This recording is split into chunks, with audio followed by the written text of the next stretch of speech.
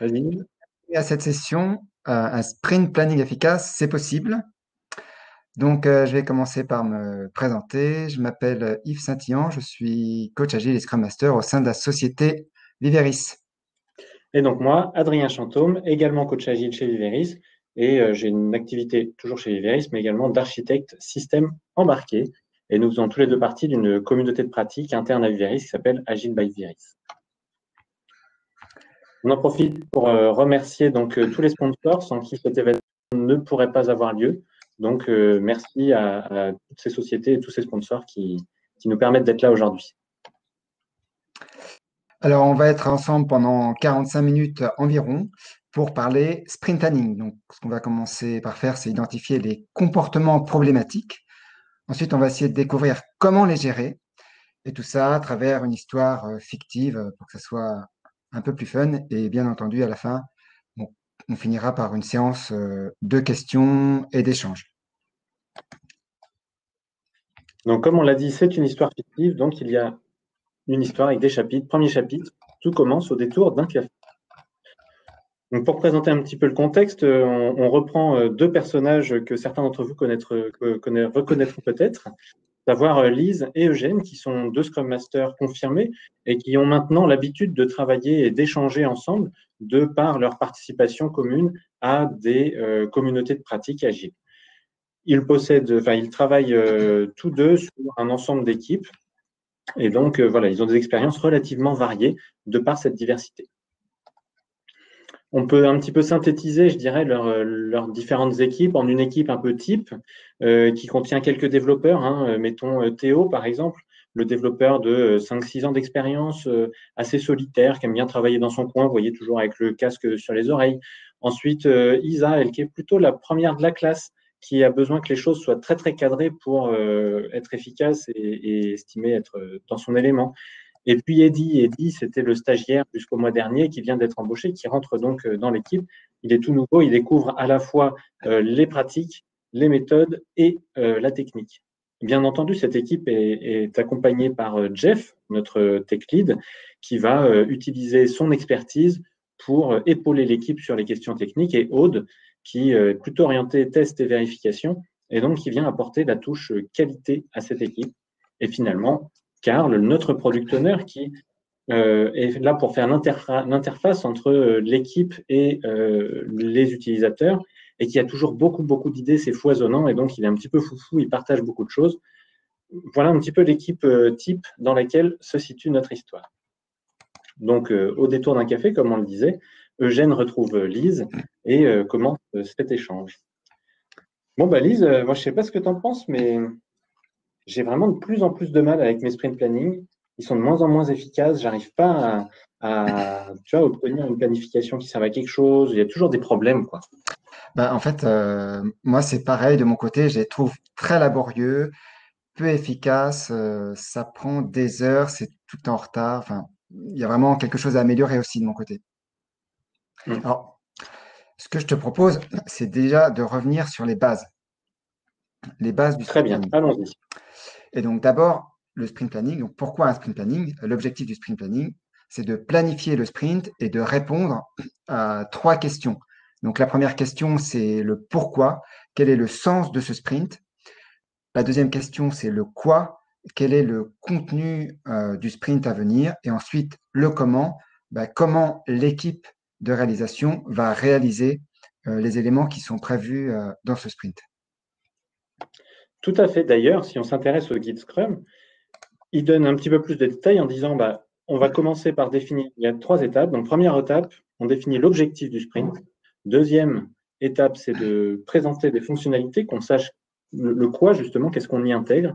Et finalement, la définition du plan d'action par l'équipe pour savoir comment donc, elle va réaliser tout ça. Alors, il y a une question qui est importante, c'est la question de l'engagement aussi, qui est discutée pendant le sprint planning. Et donc là, il s'agit d'un engagement sur l'objectif de sprint. Donc, l'équipe a un engagement sur l'objectif et cet objectif se traduit en un certain nombre d'éléments.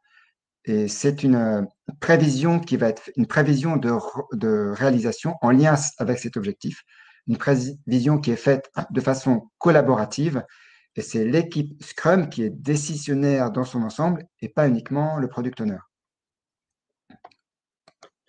Et donc, quand est-ce que ça se passe? Ça se passe au tout début du sprint, juste après la rétrospective du sprint précédent. Donc, c'est une réunion qui dure 8 heures maximum pour un sprint d'un mois et on admet généralement des durées inférieures pour les sprints plus courts. Tout à fait. Et enfin, donc, qui va participer à cette cérémonie?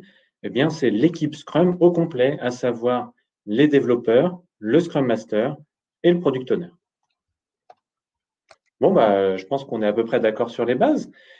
Moi, je te propose qu'on aille un cran plus loin maintenant, qu'on discute un petit peu de nos problèmes. Ouais, bonne idée. Et je propose qu'on commence par réfléchir à ces problèmes, justement. Donc, deuxième chapitre, identification des problèmes rencontrés. Bien. Lise, voilà, quand je réfléchis un petit peu au sprint planning que j'ai vécu récemment, là, la première chose que je vois, c'est qu'on passe quand même un temps incroyable à détailler les différents items, etc. Et que parfois, sur la cérémonie, ça va me prendre quasiment 100%, quoi. Et d'ailleurs, quand on arrive enfin à prendre du temps pour le plan d'action, c'est la même chose. Ça prend des proportions incroyables par rapport au temps qu'on y consacre. Ensuite, je crois que dans ce qui est présenté, moi, je ne vois pas vraiment de cohérence. Il y a des fois, on a l'impression qu'il y a plein d'items qui sont présentés comme ça, mais ils ne sont pas cohérents entre eux, quoi. Et que finalement, l'objectif de sprint qui est proposé, il ressemble plus à la liste des user stories qu'à un véritable objectif sur lequel on pourrait s'engager. Également, j'ai quelques personnes dans les équipes qui ont une participation, somme toute, très symbolique. Ils sont présents, ils font acte de présence. Quand on leur demande d'estimer, ils lèvent une carte et puis ça va beaucoup plus loin. Et il y en a d'autres, au contraire, qui ont une très forte personnalité. On a l'impression que l'équipe va dès que l'avis est donné, pof, on prend l'avis de la personne, on ne va pas chercher plus loin, on ne questionne pas. Et enfin, j'ai quand même une équipe, moi je suis un peu perplexe parce que systématiquement, il y a un objectif de sprint qui est défini en début au sprint planning, et au maximum à mi-sprint, il est déjà terminé, l'équipe ne sait plus vraiment comment prioriser, quoi faire, etc. Et de ton côté? Alors, de mon côté, si on prend les problèmes de temps, par exemple, pendant le sprint planning, il y a toujours des échanges longs, interminables, fastidieux. Et ce qui arrive généralement, c'est qu'on n'arrive jamais à tenir le time box. On a planifié toute la matinée pour le sprint planning et systématiquement, l'après-midi, on termine le sprint planning.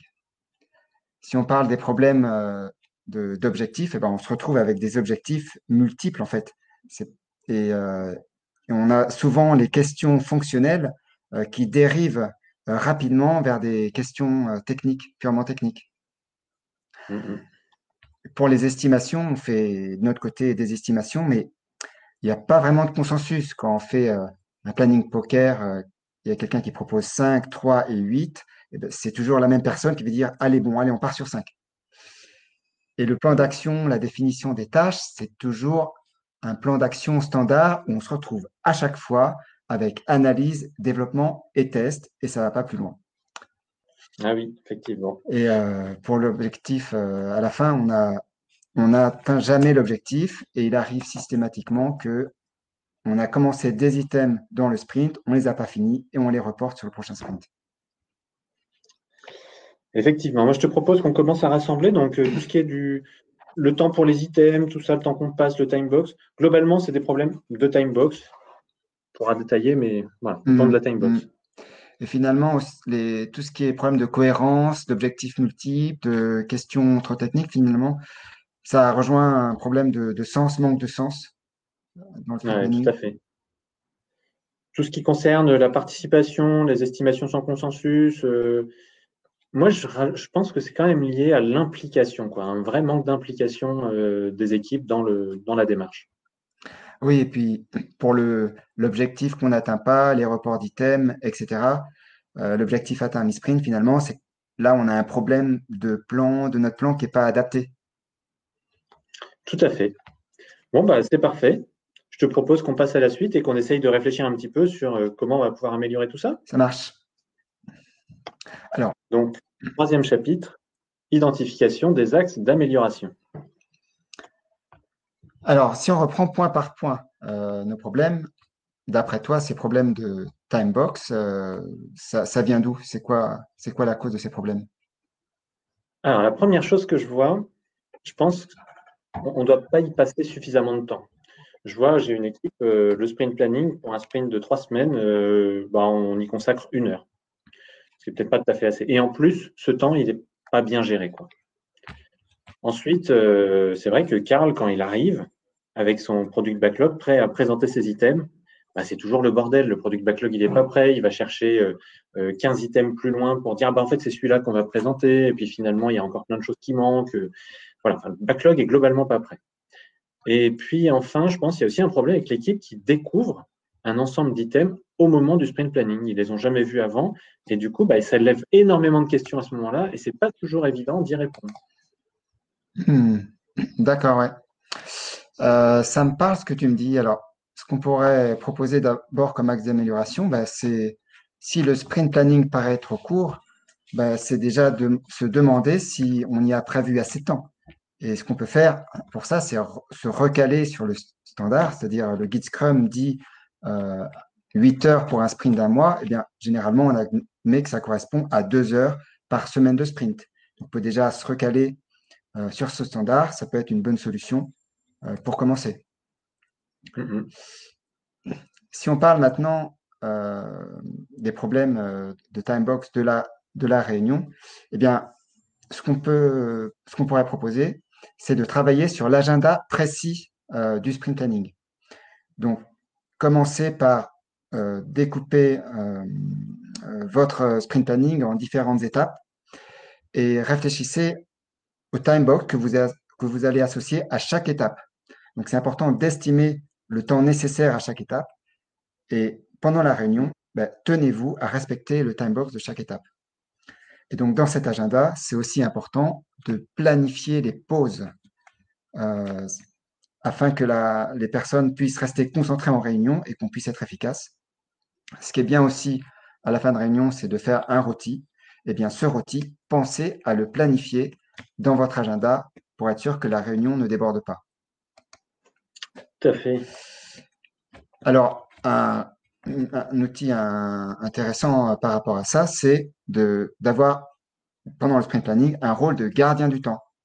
Donc, un membre de l'équipe va prendre ce rôle et va jouer le rôle d'horloge parlante. C'est lui qui va faire un rappel régulier du temps restant sur chaque timebox. Et non seulement ça, mais il va aussi rappeler le temps de dépassement éventuel des timebox. Donc, l'équipe va pouvoir prendre conscience du temps de dépassement et va pouvoir réagir pour faire quelque chose. Un autre outil intéressant, c'est de définir une timebox par user story. Par exemple, on peut se donner 10 minutes sur une user story. Et bien, comme ça permet à l'équipe de prendre conscience quand, là, pour une user story, on commence à prendre beaucoup plus de temps. Et donc, ça permet aussi de relativiser par rapport à l'importance de ce qu'on discute sur cette user story. Un point important aussi dans les axes d'amélioration, c'est d'avoir suffisamment de temps d'analyse en amont du sprint planning, soit en ce qui concerne le fonctionnel ou bien le technique. Et donc, un outil lié à ça, c'est par exemple avoir une préparation structurée dans le temps entre deux sprint planning. Par exemple, le product owner va arriver avec ses listes d'items en disant à l'équipe de développement, voilà ce qu'on aura probablement dans le prochain sprint. Et ensuite, l'équipe va discuter ensemble par rapport à cette liste, va discuter technique, outils, comment faire ces réalisations. Donc tout ça en amont du sprint planning pour éviter les surprises en arrivant à la réunion. Et donc on a mis une référence à un article de Jean-Pierre Lambert sur cette technique de préparation structurée.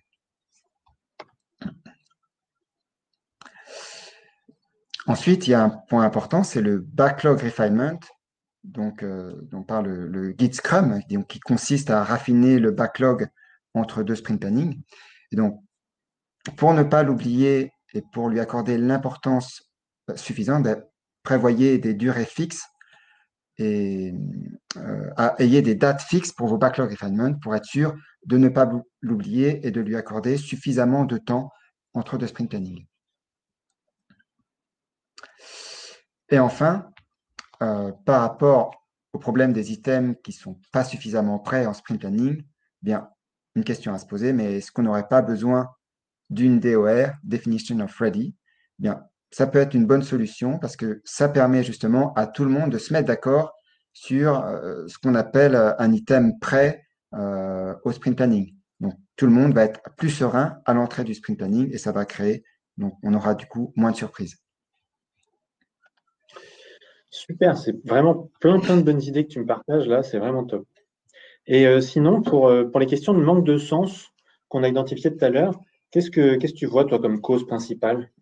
Alors, comme cause, je dirais que généralement, la cause numéro une, c'est qu'on n'est pas, les discussions ne sont pas assez orientées produit, on manque de vision sur là où va le produit, la vision long terme, moyen terme, ça y est pas vraiment. Mmh.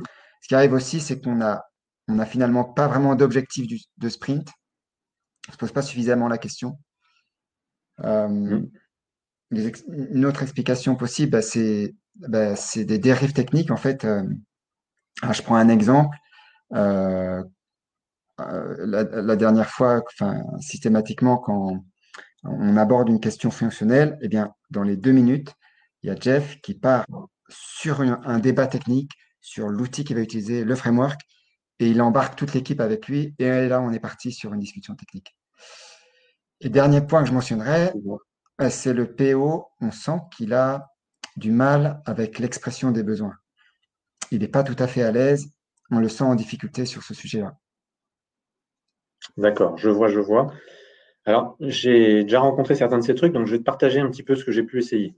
Déjà, la première chose, s'il n'y a pas cette vision produit, si on n'arrive pas à embarquer l'équipe dans une direction donnée, peut-être que cette vision, si elle n'existe pas, il faut pas hésiter à la construire.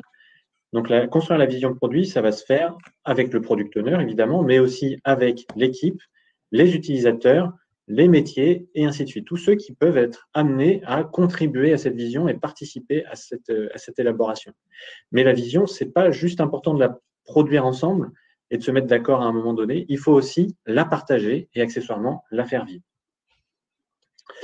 Un petit outil qui peut être utile pour ça, c'est la Product Vision Box, par exemple, qui est assez ludique à faire. Donc, vous prenez une boîte de céréales, simplement, vous mettez des feuilles A4 sur les côtés et devant, derrière.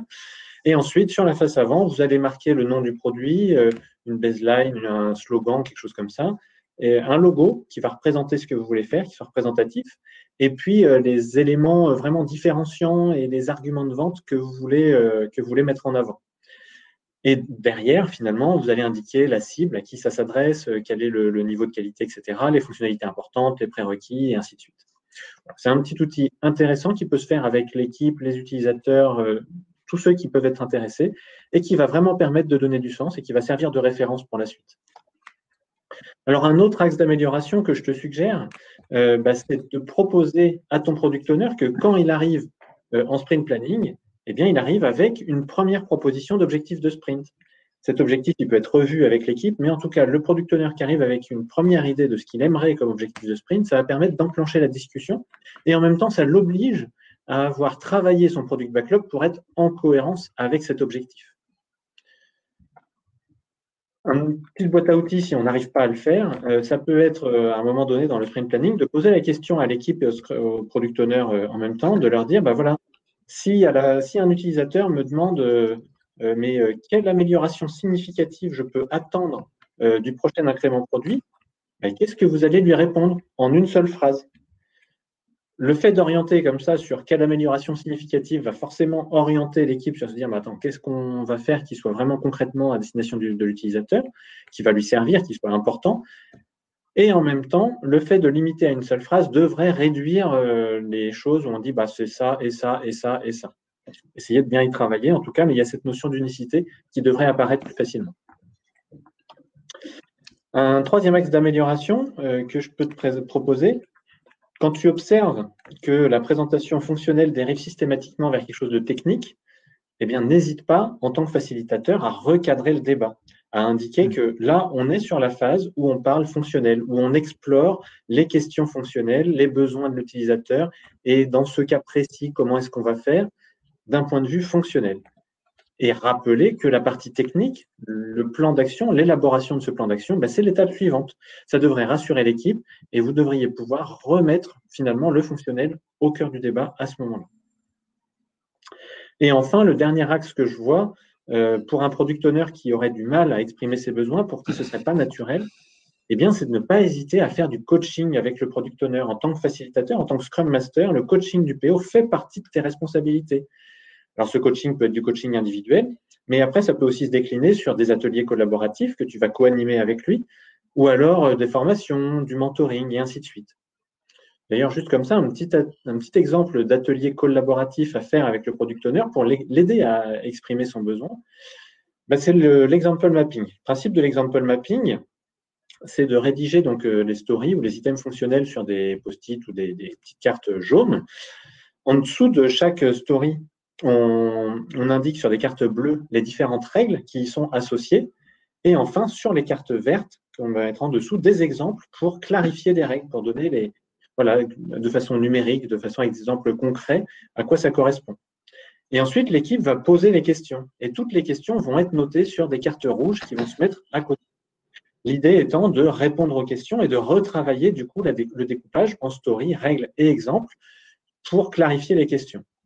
Donc, on peut rajouter des exemples qui peuvent clarifier des questions, mais aussi découper une règle en plusieurs ou voire découper des stories en plusieurs stories en répartissant les règles et les exemples de manière à ce que ce soit plus clair.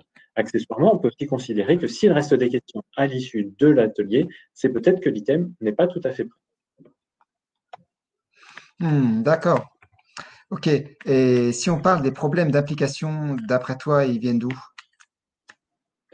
Alors, les problèmes d'implication, peut-être, je me demande en fait si l'objectif et le principe même du sprint planning est vraiment bien compris par l'équipe. Je ne suis pas complètement convaincu. Et l'une des conséquences possibles de ça, qui a eu un impact aussi sur l'implication, c'est que globalement, l'équipe n'a peut-être pas le niveau d'écoute du product owner et même entre elles, et le nombre d'intérêt du coup qui est associé, qui permet d'atteindre un niveau correct d'attention. Ensuite, je pense qu'il y a peut-être aussi un problème de cohésion au sein de l'équipe. Il y a certains membres qui ne s'entendent pas bien et du coup, dès qu'il y en a un qui parle, ça crée des conflits où l'autre se met forcément en opposition et ainsi de suite. Ce n'est pas forcément très constructif. Et on a aussi, du coup, comme on l'a dit, dans les problèmes, on a certaines personnes qui ont une forte personnalité et du coup, ça a tendance à influer sur le déroulement de la cérémonie. OK. Alors, la première question qu'on peut se poser, finalement, si l'équipe n'éprouve pas beaucoup d'intérêt dans la cérémonie, c'est qu'elle fait peu d'efforts pour s'y impliquer. Du coup, prenez le temps de rappeler l'objectif, tout simplement, de la cérémonie.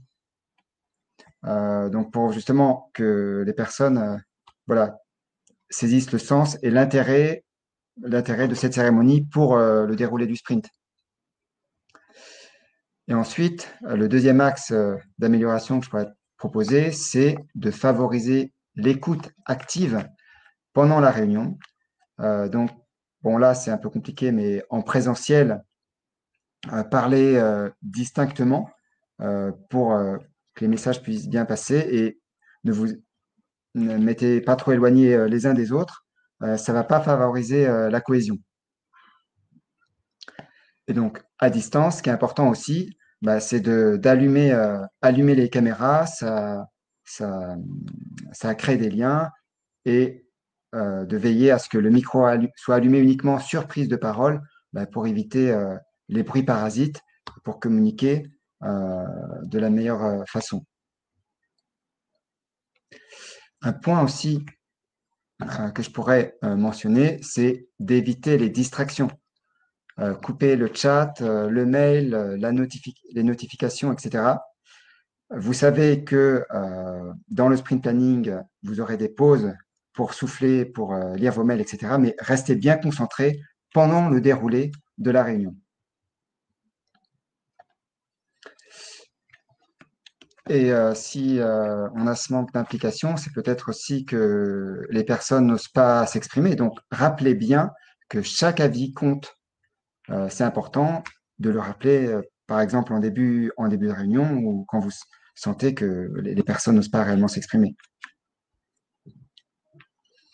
Alors, il y a un outil intéressant qui est l'indicateur du temps de parole que vous pouvez utiliser pour aider l'équipe à prendre conscience de ce problème des temps de parole. Donc, vous pouvez chronométrer les temps de parole et les débordements de timebox et les afficher en fin de séance pour en débriefer et les débriefer en rétro. Donc, ainsi, l'équipe pourra vraiment prendre conscience des problèmes. Mais par contre, voilà, c'est à faire uniquement pour faire prendre conscience. Mais une fois que l'équipe en a pris conscience, c'est pas la peine de continuer. Il faut arrêter de le faire. Voilà. Et enfin, euh, pour créer de la cohésion, pensez aux icebreakers qui sont des outils intéressants pour créer plus de cohésion, plus d'implication, plus de focus. Et un outil, un exemple d'icebreaker qu'on vous donne par exemple, c'est le bâton d'hélium. Donc là, l'objectif de l'équipe dans cet icebreaker, c'est de poser un bâton, donc de tenir un bâton sur les doigts, comme ça. Voilà, le bâton sur les doigts et de maintenir le contact entre le bâton et les doigts et de poser le bâton sur le sol. Et donc, vous verrez, c'est assez fun et ça facilite la cohésion. Donc, du coup, ça va forcer l'équipe à, à cette cohésion pour atteindre l'objectif de ce petit jeu. Ensuite, par rapport à l'implication des développeurs sur le plan d'action, c'est important que les développeurs aient vraiment le leadership sur ce point d'action. Donc, pendant la partie de la réunion qui concerne le plan d'action, eh bien, les développeurs ce sont vraiment eux qui sont à la manœuvre. Et donc, ce qui peut être intéressant pendant le découpage technique en tâches, c'est de les rendre plus actifs, que ce ne soit pas une seule personne qui le fasse, mais par exemple faire du travail en sous-groupe euh, pour ensuite continuer la réunion tous ensemble et partager et compléter ce que les développeurs auront fait en sous-groupe. Donc, c'est quelque chose qui peut bien marcher justement pour rendre les personnes plus actives en réunion. Et un petit outil qu'on peut proposer, c'est les rôles délégués proposés par le coach Alain Cardon, qui consiste en fait à déléguer des fonctions dans l'animation de la réunion qui sont généralement tenues par une seule personne. Donc, c'est des rôles, par exemple, de facilitateur, de gardien du temps, de scribe aussi, de pouce-décision. Donc, le pouce-décision, c'est la personne qui va constamment rappeler à l'équipe son objectif de prendre des décisions, justement quand les débats s'enlisent, quand on commence à dériver. Ce qui était intéressant aussi, c'est de faire tourner ces rôles pour que chacun puisse grandir euh, dans ses différentes compétences et apporter sa contribution au bon fonctionnement du sprint planning. Vous verrez, cela pourra augmenter l'implication et dynamiser la séance. Super, super, super, plein de bonnes idées aussi. Et finalement, sur le dernier point, là, les problèmes de planification, qu'est-ce que tu vois, toi, comme cause? Alors, D'où ça vient? alors, comme cause, quelquefois, c'est tout simplement qu'ils ont oublié les tests, la documentation, ou alors il y a plein de choses qui sont commencées sans être vraiment terminées. On peut aussi voir un déséquilibre des forces en fait entre le product owner et l'équipe de développement. Et comme cause aussi que je vois, c'est la peur de l'échec. Euh, Par exemple, là, si je te cite un des derniers problèmes qu'il y a eu, c'était, bon, on a vu le manager qui a remonté la bretelle à l'équipe parce qu'il y avait deux items qui avaient été prévus, mais qui n'avaient pas été terminés à la fin du sprint. Et là, on a vraiment senti qu'il y avait une peur de l'échec qui s'installait dans l'équipe. Ah oui, je vois. Je vois. Alors, bon, déjà, la première chose, hein, si la règle par rapport à la qualité, le niveau de qualité attendu n'est pas clair, n'hésitez pas à retravailler, ou si ce n'est pas déjà fait, définissez votre definition of done. Ce n'est pas un exercice facile, mais par contre, ça peut vraiment aider l'équipe à s'accorder sur qu'est-ce qu'on entend par terminer. Ensuite, pour ce qui concerne les items qu'on reporte d'un sprint à l'autre, mais qui ont été commencés, sur lesquels finalement on n'a peut-être pas terminé le sprint correctement, et on reporte la moitié des items qui étaient prévus dans l'autre sprint, et ils ont tous été commencés. En fait, c'est un symptôme du fait que l'équipe va peut-être avoir tendance à tout commencer au début du sprint, et puis ne pas réussir à finir tout ce qu'elle a entamé. Dans ce cas-là, arrêtez de commencer et commencer à finir. C'est bête à dire, mais on peut utiliser quelques outils, par exemple le Work in Progress Limit qu'on peut intégrer sur notre tableau de sprint, et donc limitant le nombre d'items qui sont en cours à un instant T. Ainsi, l'équipe va se concentrer sur ce qui est en cours pour essayer de le terminer avant de pouvoir commencer quelque chose de nouveau. Globalement, ça devrait augmenter l'efficacité globale. Un autre axe d'amélioration que je peux suggérer, c'est de bien vous souvenir en tant que facilitateur, s'il y a un problème d'équilibre des forces entre le product owner et l'équipe, que ce soit le product owner qui est sur place et qui impose certaines choses à l'équipe, ou l'inverse, l'équipe qui ne prenne pas suffisamment en compte le product owner dans les décisions, votre rôle, c'est de détecter ce genre de choses et d'essayer d'influer justement pour que l'équilibre se refasse. Donc, n'hésitez pas à recadrer le cas échéant en signalant que là, il y a peut-être une prise de position qui n'est pas tout à fait adaptée, qui n'est pas équilibrée, et en appuyant une partie ou l'autre en fonction pour rééquilibrer sur le moment. Par contre, ce qui est intéressant, ce qui est important, c'est à l'issue, s'il y a nécessité, c'est peut-être de faire du coaching individuel avec les personnes impliquées, de manière à bien ancrer les choses, bien ancrer le fait qu'on travaille en équipe et que le product owner n'est pas seul décisionnaire et qu'il ne peut pas demander à l'équipe plus ce qu'elle saura faire, et inversement, que l'équipe n'a pas toute l'attitude non plus pour choisir complètement ce qu'elle a envie de faire, dans quel ordre, etc. Et qu'elle a quand même un devoir d'avancer et de proposer de faire quelque chose de constructif et d'efficace. Ensuite, un autre axe, ça c'est plus par rapport au problème que tu mentionnais sur la peur de l'échec. En général, comme tu l'as dit, s'il y a une peur de l'échec, c'est qu'il y a un événement préalable ou un ensemble d'événements, une communication peut-être qui n'est pas tout à fait adaptée et qui a tendance à désigner l'équipe comme étant responsable d'un échec théorique ou peu important ou pas d'ailleurs. Donc, n'hésitez pas à aller coacher la hiérarchie, le management, certaines parties prenantes ou le product owner sur l'impact que peut avoir une communication accusatrice. Cet impact, il va se mesurer éventuellement justement par une baisse de l'efficacité de l'équipe suite à ce type d'intervention. Vous allez aussi le mesurer un manque d'engagement de l'équipe au moment du sprint planning. Un autre axe d'amélioration qui n'est pas forcément à négliger, si vous faites des estimations ou si vous avez une façon en tout cas de représenter le travail réalisé et le travail à faire, n'hésitez pas avec l'équipe à retravailler, à expliciter la capacité concrète de l'équipe à travailler sur le sprint à venir et à faire le lien entre cette capacité et ce que l'équipe a acquis comme expérience. Alors, cette capacité, elle peut s'exprimer en points si vous êtes sur une estimation classique, mais elle peut s'exprimer d'autres manières, en temps de personnes disponibles sur le sprint, en moyenne, et ensuite de voir par rapport au nombre d'items réalisés précédemment, comment est-ce que vous pouvez estimer ce que l'équipe sera capable de faire. L'objectif, ce n'est pas que ça devienne un objectif à atteindre, mais plutôt que ça donne un indicateur de est-ce qu'on est proche de ce qu'on a déjà fait par le passé ou est-ce qu'on en est éloigné. Et donc, ça peut permettre de re-questionner sur l'engagement que prend l'équipe. Et enfin, le dernier axe qui me paraît quand même essentiel, c'est de bien insister sur le fait que l'équipe prend un engagement explicite vis-à-vis de l'objectif de sprint.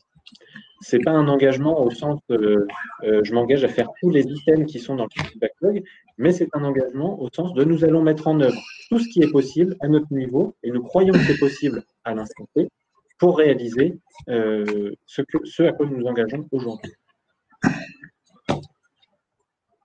Bon, je ne sais pas ce que tu en penses, mais ça fait plein de bonnes idées à essayer. Puis moi, ça m'a redonné de l'énergie. Là, faut que sûr que ça va améliorer les choses. Oui, moi aussi, j'ai pas mal de choses à expérimenter là pour les prochains sprint planning. Ça m'a donné des idées. Donc, quatrième chapitre, l'heure du changement. Donc, Eugène et Lise retournent dans leurs équipes respectives, mettent en œuvre les différents axes d'amélioration qui ont été proposés. Ils analysent les résultats en rétrospective, puisqu'ils sont dans un cycle d'amélioration continue. Ils vont également ajuster, améliorer, adapter à leur contexte, recommencer, et ainsi de suite, et finalement tendre vers une amélioration. Et donc, quelques mois plus tard, le constat, il est indéniable. Moi, je ne sais pas pour toi, mais mes sprint planning ont vraiment gagné en efficacité. J'ai l'impression que c'est plus attendu par l'équipe, que ça marche mieux, quoi. Bah, même chose pour moi. Et en plus, en fait, on a maintenant une véritable visibilité à la fois pour l'équipe et pour les parties prenantes, ce qu'on n'avait pas avant. Donc, vraiment, on a amélioré les choses. Tout à fait. Et donc, pour conclure, avec le mot de la fin, donc, pensez bien que le sprint planning, en fait, c'est un endroit où l'autogestion et le centrage produit est absolument essentiel pour qu'il fonctionne correctement. Et du coup, si vous l'observez bien, vous pourrez voir, vous pourrez identifier quel est le niveau réel d'autogestion et de centrage produit de votre équipe. Et pensez bien que le succès d'un sprint dépend fortement de la bonne mise en œuvre du sprint planning et de l'efficacité de l'équipe, de son investissement dans cette cérémonie. Et donc, moi, je rajouterais que en tant que facilitateur Scrum Master, votre rôle est essentiel justement pour accompagner l'équipe à prendre conscience des problèmes et à trouver des axes d'amélioration. Donc, vous avez vraiment un rôle très important à jouer. Et ce qui est important aussi, c'est de développer l'approche produit de l'équipe Scrum et de faire de cette cérémonie vraiment la clé de voûte du succès des sprints et du succès du produit développé. Donc, merci beaucoup pour votre attention. J'espère que ça vous a plu, que vous aurez retiré un ensemble d'idées à intégrer finalement dans vos propres équipes et dans vos propres sprints, dans vos contextes. Et donc, normalement, il nous reste un petit peu de temps pour des questions et des échanges. Alors là, si on ouvre, donc n'hésitez pas à mettre vos questions dans la partie Q&A. Et voilà. Donc là, la première question, certains produits techniques ont des fonctionnalités qui prennent plusieurs mois de développement. Ces stories sont difficiles à découper en tranches verticales. Comment faire ce travail au long cours? Alors, en fait, je n'ai pas envie de vous répondre. Je vais plutôt envie de vous renvoyer vers une conférence de Nicolas Thibert qui a été donnée hier, il me semble, et qui devrait, je pense, être disponible en replay par la suite, où il vous donne justement un ensemble de billes sur ce sujet. Le découpage des user stories n'est pas chose facile, mais il y a des techniques pour essayer de garder ce centrage. Accessoirement, je dirais aussi qu'il y a certaines autres méthodes que Scrum qui partent du principe qu'on peut s'engager sur des items qui dépasseront, on le sait au départ, mais qui dépasseront le cadre d'un sprint et de façon à permettre justement le travail sur des items au long cours. Une autre question, dans nos équipes, on fait plutôt les costings pendant les grooming, parfois un pré-planning avec le Scrum Master, et ainsi le planning est assez court. Y a-t-il des inconvénients à faire ça? Eh bien, pas du tout. Justement, le backlog refinement, justement, le but, c'est de déjà faire des estimations en avance de phase. Donc, c'est une très bonne chose. Donc, pas de souci. Et c'est ce que moi, en tant que Scrum Master, on fait dans notre équipe, c'est on fait les estimations en backlog refinement. On en refait quelques-unes en sprint planning, mais on en a déjà fait l'essentiel avant le sprint planning. Par contre, j'ajouterais juste que le sprint planning, c'est le moment où l'équipe va s'engager. Et en fait, tout ce qui a été fait avant doit pouvoir être remis en question. L'intérêt de faire du costing, comme vous dites, pendant les séances de backlog refinement, c'est justement que l'équipe arrive avec un maximum de billes au moment du sprint planning. mais il ne faut pas que ça l'empêche de remettre en question les estimations qui ont déjà été faites. Il ne faut pas non plus que ça l'empêche de re-questionner le fonctionnel. S'il y a des choses qui sont intervenues entre-temps, si l'équipe se pose de nouvelles questions, bah, c'est toujours une richesse et c'est important pour qu'elle puisse s'engager sereinement. Alors, si on prend la question suivante, l'implication de l'équipe joue sur l'estimation de la charge qui se trouve parfois complètement non réaliste dans les faits. Comment faire pour y remédier? Alors, les questions d'implication d'équipe, je ne sais pas si tu veux répondre, Yves, ou... Non, c'était par rapport à l'estimation de la charge. De quoi est-ce qu'on parle exactement? Est-ce qu'on parle de vélocité, justement? Si on utilise la vélocité, ça peut aider justement, quelquefois, on utilise une valeur en fait observée, expérimentée. Donc, on utilise l'expérience pour faire des prévisions réalistes, justement. C'est pour ça, c'est l'estimation de la charge qui m'a fait réagir. Oui.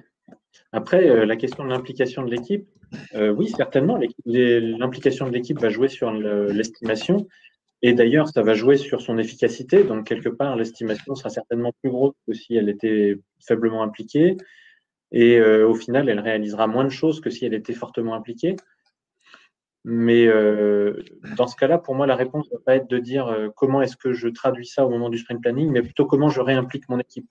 Comment je m'intéresse à ces sources de motivation, ces sources de démotivation, et comment est-ce que j'emmène l'équipe vers finalement plus d'implication et donc plus d'efficacité, plus de répondants, peut-être plus de questionnements aussi et moins de risques.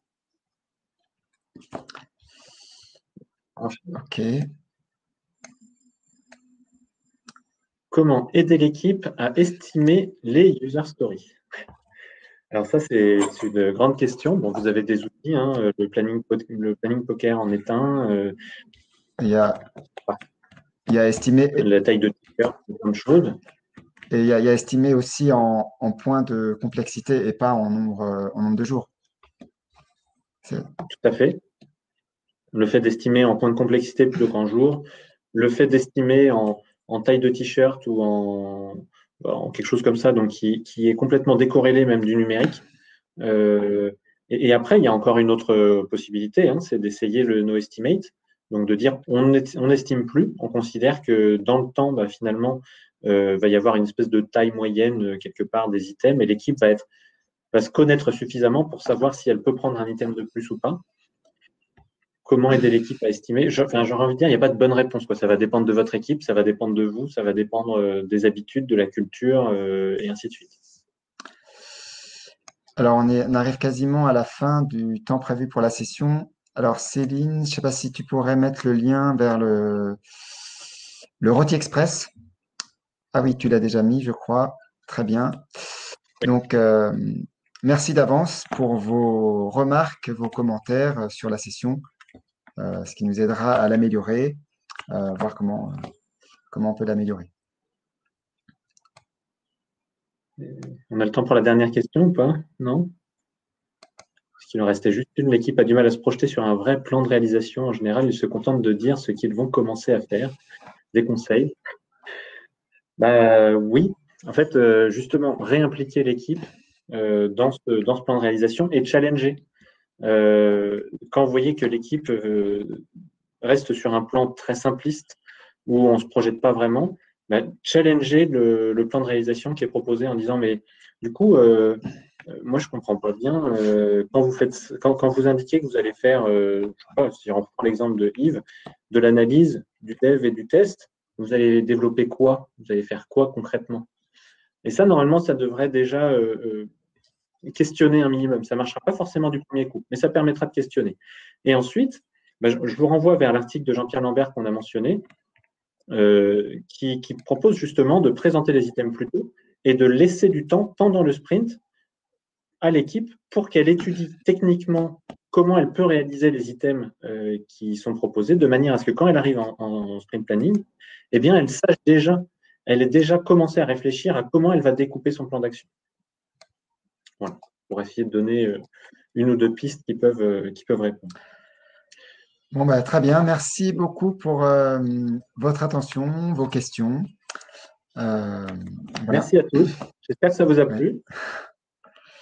N'oubliez pas le Rôti Express. Et puis, voilà. Un grand merci Yves, Adrien pour votre présentation. Donc là, je vais arrêter la présentation et on va tous retourner. Je vous invite à tous retourner dans l'Atrium pour une pause et ensuite de nouvelles aventures. Merci. À bientôt.